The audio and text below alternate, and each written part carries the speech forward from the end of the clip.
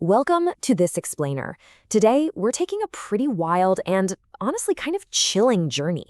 We are going all the way from the 17th century horrors of Salem, Massachusetts, right up to the modern existential dread that's currently brewing in Silicon Valley.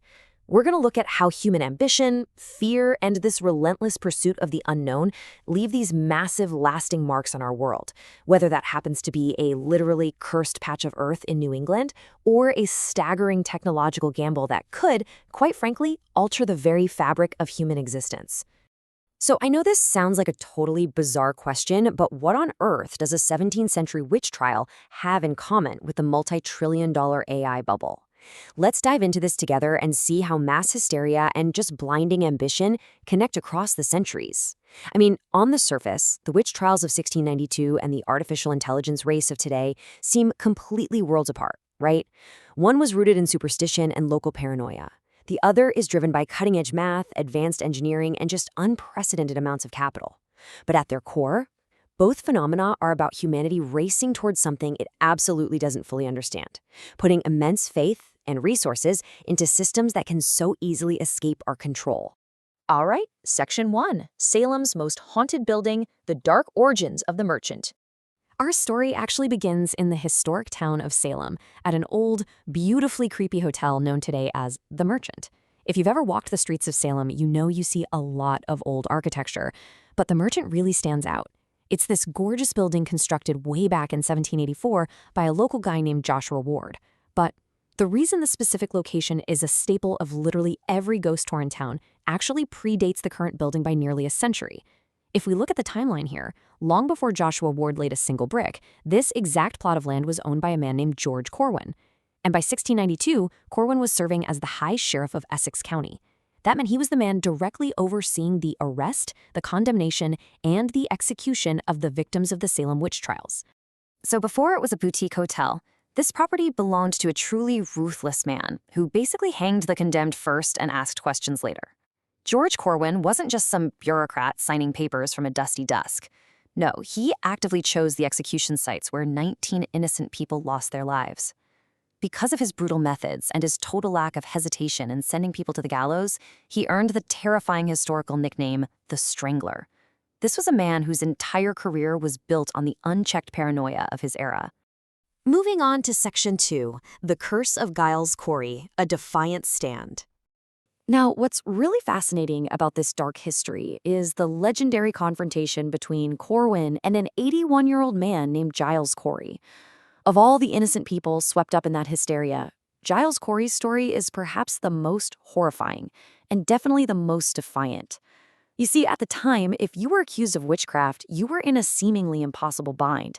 If you confessed, just to save your own life, your property was often seized, which left your family totally destitute. But if you refused to confess, well, they had unbelievably brutal ways to force one out of you.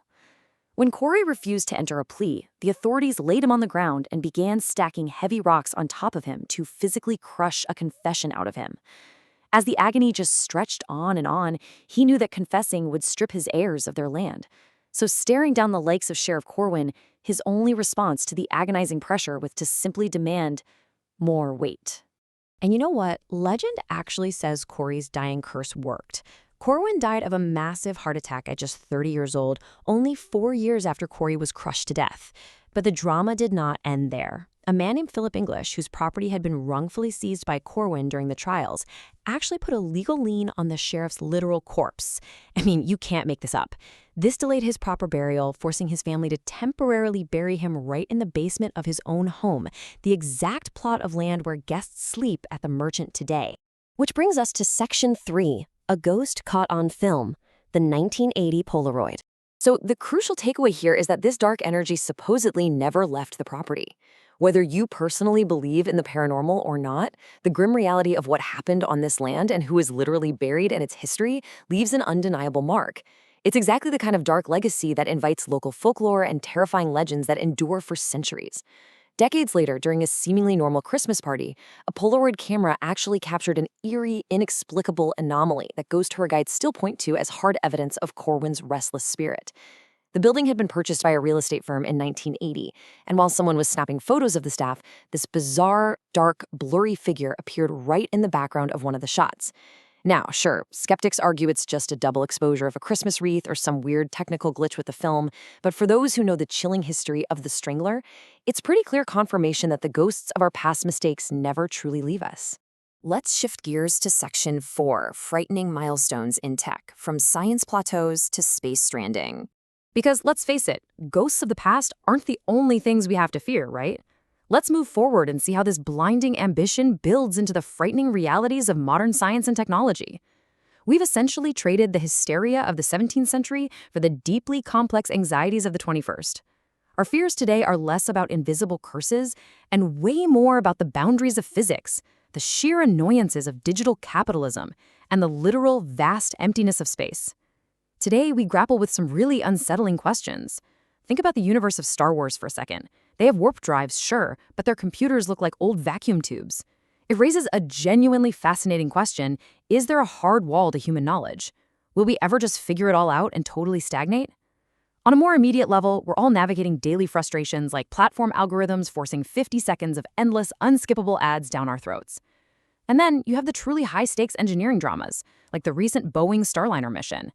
Despite completing its fundamental mission safely, seeing astronauts delayed for months due to thruster anomalies is a very stark reminder of how incredibly fragile our grip on advanced technology really is.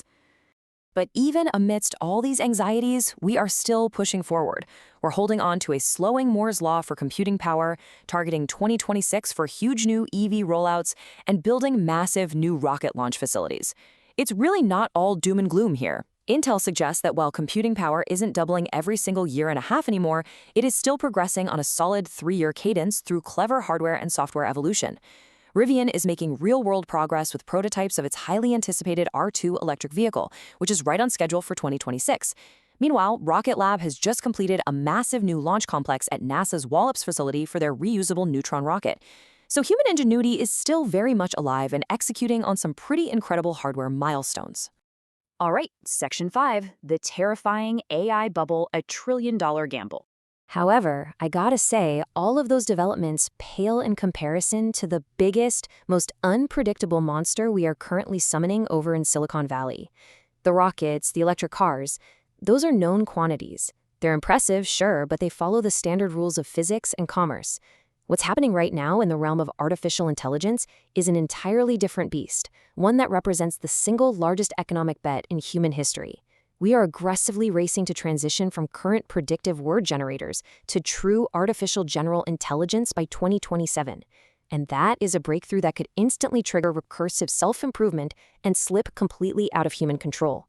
Right now, we're mostly playing with large language models. They're incredibly sophisticated predictive word generators, but that's what they are. But a recent widely circulated paper suggests we could hit AGI, artificial general intelligence, by 2027. This means AI that actually functions as autonomous agents. Just imagine an AI that doesn't just answer your questions, but independently rewrites its own code, fundamentally outpacing humanity's ability to regulate or even understand it. The exact moment we create a machine as smart as a human, it can instantly figure out how to make itself smarter than a human. And the scale of this gamble, it's just mind-bending. $300 billion.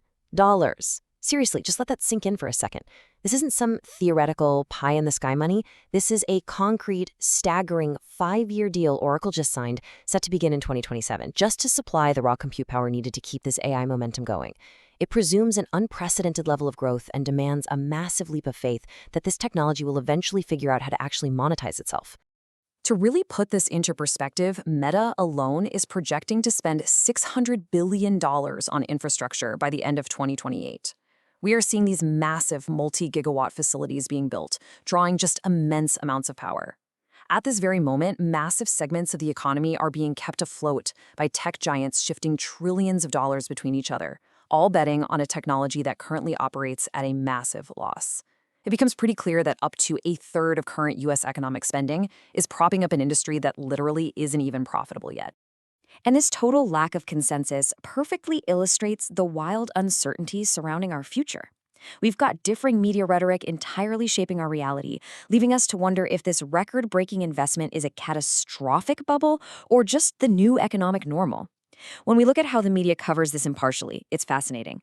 Data shows that left-leaning outlets tend to use cautionary words like frenzy and bubble, while right-leaning outlets focus on the phrase record-breaking investments.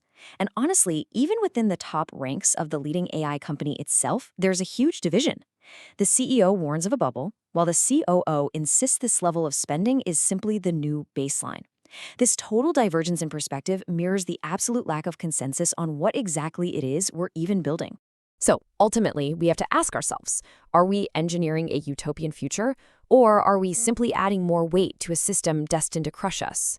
Just like George Corwin standing in Salem blindly trusting the hysteria of his time, we are pouring trillions into a system we fundamentally cannot predict. If AGI arrives and actually aligns with our values, it could be an absolute miracle. But if we're simply ignoring the warning signs in the name of progress, well, we might just be inviting a ghost into the machine that we can never, ever exercise. Thank you so much for joining me for this explainer. Keep questioning the unknown, and I'll see you next time.